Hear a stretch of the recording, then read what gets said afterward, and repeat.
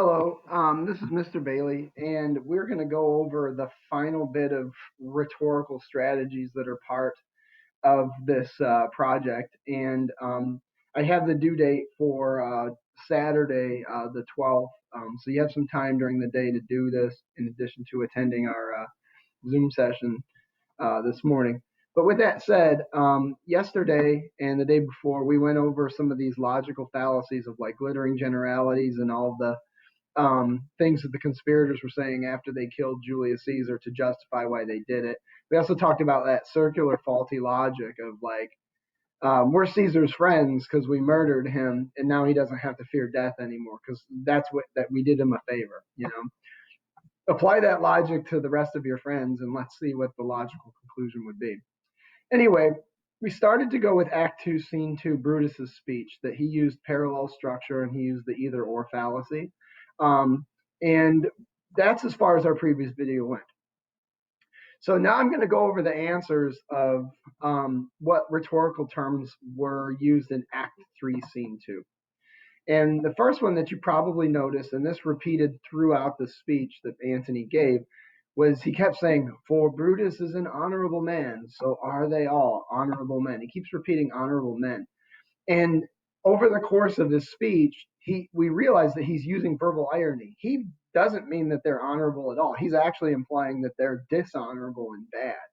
And so he repeats that, which is why the two rhetorical terms for this one are verbal irony and repetition. Which brings us then to another part of his early speech. He says, "Caesar hath brought many captives home to Rome, whose ransoms did the general coffers fill. Did this in Caesar seem ambitious? When the poor have cried, Caesar hath wept.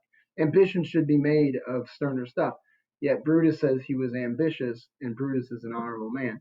Well, the answers for this one, there's more than two. Like that, two just meant there were two or more.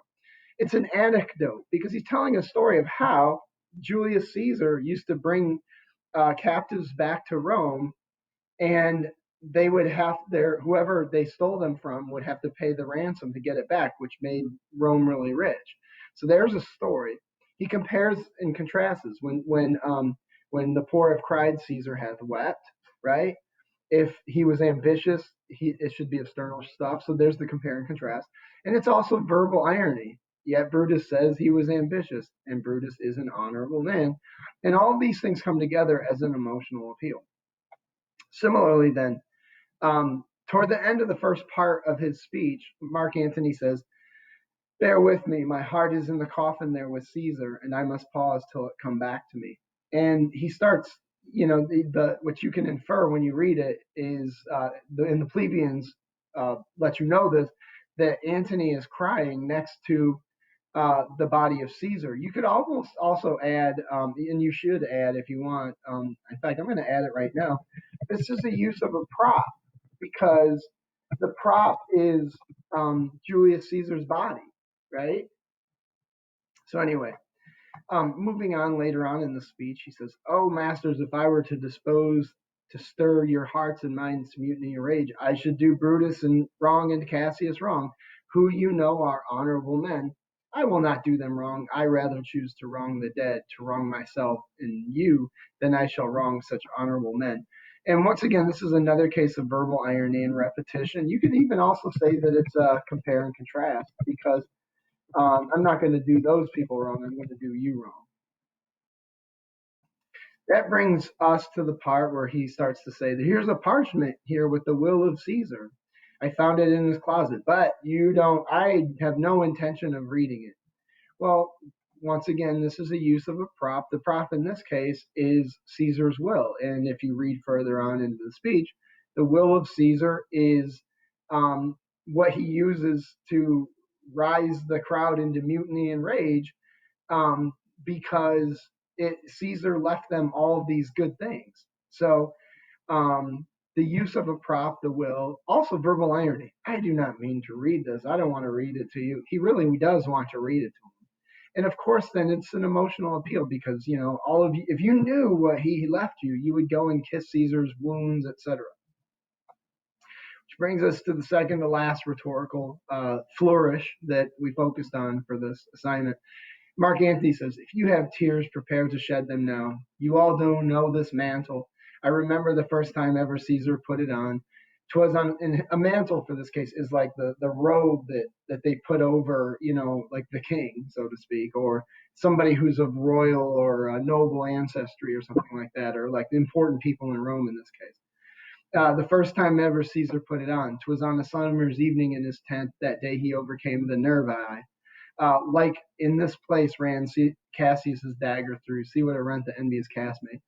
Well, look, and once again, he's standing next to the corpse of Julius Caesar, and he's pointing at the mantle that he's wearing. And he tells a little anecdote there of like, this is Caesar who conquested and overcame the Nervii. It's a story meant to appeal to the emotions. And the same thing then is true with like the Cassius, his envious cascamaid and all that.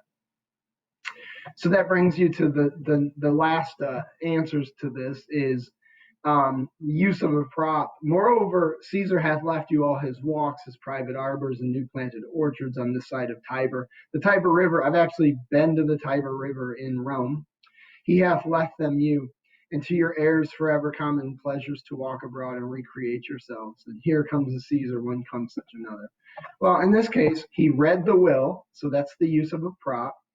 It's an emotional appeal. Like, when comes another Caesar like this one who did all this good stuff for you? And last but not least, it's kind of a logical appeal too, because he gave them all of this money, drachmas. He left them his land.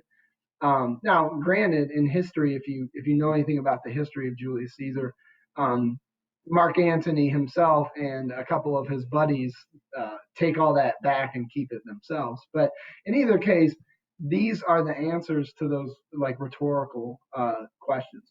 Now, my challenge to you though is I need you to fill out this other part of the graphic organizer over here. Like, why would he say those things? What appeal does it have to the audience? What effect does it have on the plebeians in particular?